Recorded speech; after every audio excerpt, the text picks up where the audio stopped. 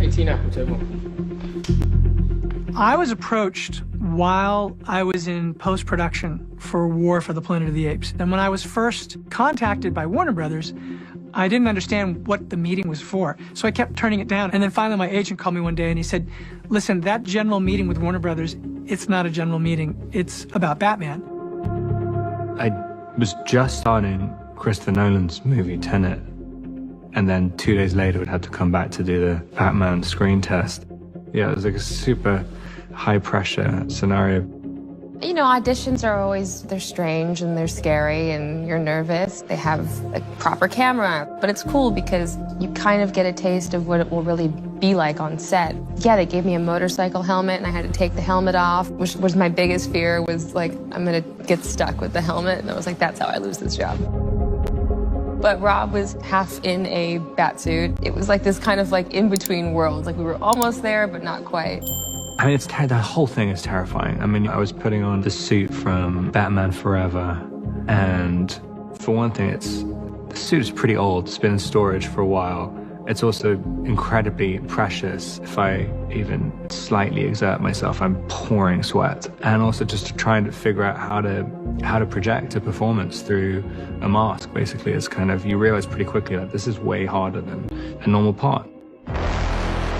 One of the things that distinguishes Batman as a comic superhero relative to most of the others is Gotham. That's very recognizable, obviously styled off largely New York. And so he's grounded in a way that's kind of uniquely relatable. Matt was very, very clear saying he wanted to make this is a detective story, that right from the beginning. And so you think, okay, so he's the greatest detective in the world. What makes a good detective?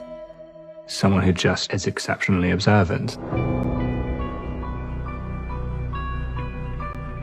I always think of filmmaking as a kind of, you're going on a search, and you're searching for the things that stick with you. On this movie, what started the process was I just started reading comic books. I went back to 1939, and I just basically did a deep dive in the comics, and anything connected, I just wrote down. Basically, what the notebook is for me is a way to have a dialogue with myself, because otherwise I would just be saying these things and then I wouldn't remember anything. But if I write it down and then I keep revisiting it, I start having a kind of document that shows what I'm interested in and what things sort of struck a chord with me, and eventually a story starts to emerge. I gave Bruce a notebook as well because I felt that he needed to have that kind of dialogue with himself. And I thought, wow, this is so Batman. Matt gave us a sort of idea that he'd like him to be a bit like Kurt Cobain.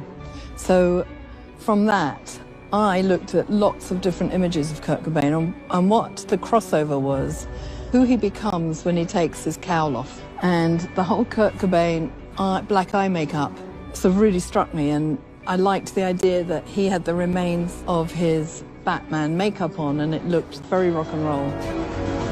He spends a lot of time in darkness. That long hair really helped with creating that side of his character. At one stage we were talking about shaving all his hair off, and I'm glad we didn't go down that road. There's a film by Gus Van Sant called Last Days, which is kind of a fictionalized account of the last days of Kurt Cobain, and he's got all his stuff spread all over it. And I thought, well, this is the version of Batman and Bruce Wayne that I understand. I knew where he was coming from in this kind of slightly nihilistic... You know who I am? You're Bruce Wayne. I want to see Carmine Falcone. There's something more emotional, and doesn't necessarily know that he's going to save the day. He doesn't know if being Batman is going to work or do anything. He knows that there is no other option. Basically, the options are kind of death or being Batman. This is the 5th movie that Michael Giacchino and I have done. That to me is a very exciting collaboration. I love working with him. The night before Rob was to screen test, he sent me a secret little MP4. It was both Bruce's theme and Batman's theme in this incredible suite. And I was blown away. It was so emotional. I drove to the set that morning, and Dylan Clark, my producing partner who was in this from the beginning with me, we're like brothers. I said, you have to get in the car. I said, what do you mean? I said, just get in the car. And we sat in his car. I was in his passenger seat. I didn't know what I was going to listen to. He goes, listen to this. And he pressed play. And, you know, it's Batman's theme.